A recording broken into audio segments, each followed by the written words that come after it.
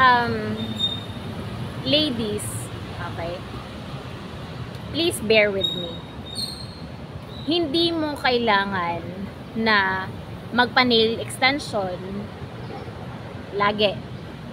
This is not a necessary compliment na kailangan mo talagang magpa-nail extension para lang kumapal yung mga natural nails mo. Okay, bear with me. Etong kukong to, etong gawa kong nail gel polish na to, natural kuko ko to. Never tong humaba ng kusa niya.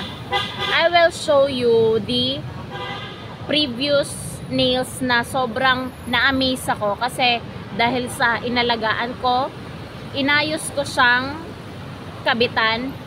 Once I want to replace a new one set ng gel polish, so gusto ko gel polish pa rin yung ikakabit ko. So I'm gonna show you the previous that I did in my nails. Like this. Kita mo ba yung nails na yan sa baba? Kuko ko yan. I-zoom in mo siya. Okay? Kung ma-visualize mo. Natural kuko ko yan. Never yan humaba ng ganyan kahaba. Talaga. Ever since before. So, yan. Totally remove talaga yung pinaka gel polish niyan. Walang builder or anything. I totally remove. Though, yes, medyo marupok siya ng konti, pero it doesn't mean na naputol siya lahat. Okay? There's the only one reason why I don't always recommend nail extension at all cost. Okay?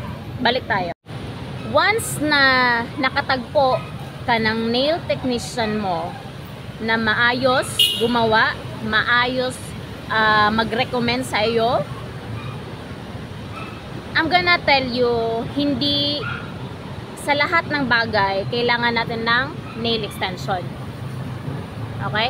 Hindi ko siya nire-reject yung nail extension kasi kahit paman din, kahit papano, meron naman siyang purpose kahit papano.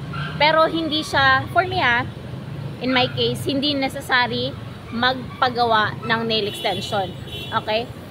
I have the only hint lang sa mga nagdi-nails, like kagaya ko mga nail tech,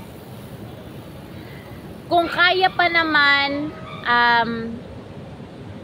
daanan natin ng gel builder yung mga natural kuko nila, i-gel builder mo lang. So hindi mo kailangan na i-recommend agad yung nail extension kung kaya pa naman, lalo na't makapal yung natural kuko niya. Alam mo yan, makikita mo yan, ma-visualize mo yan kung kaya namang, syempre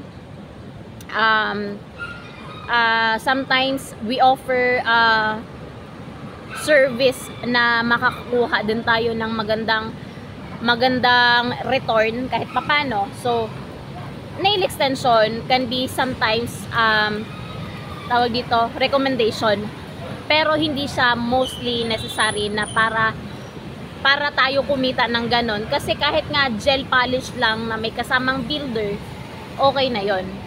Okay? Magtira ka lang ng builder set doon sa isang layer ng nail bed ng client. Hindi mo kailangan lahat i-remove para siya tumagal yung pinaka gel polish. Then once na reach mo yung level ng technique na yon, hahaba at hahaba yung pinaka natural kuko ni client.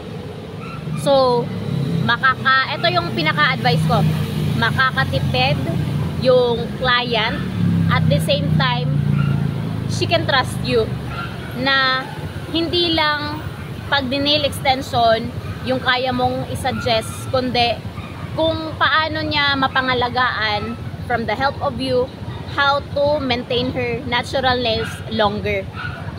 Kahit papano, kung nagtitipid ka na rin lang, gel polish is the best recommendation. Lalo na nagtitipid tayo. So, yun po. Then, yun, basta yun lang yung pinakaano ko, isaulo mo lang as nail technician, yung mga suggestion ko, you have a good natural nails na magmumukha siyang nail extension. That's it. Bye-bye.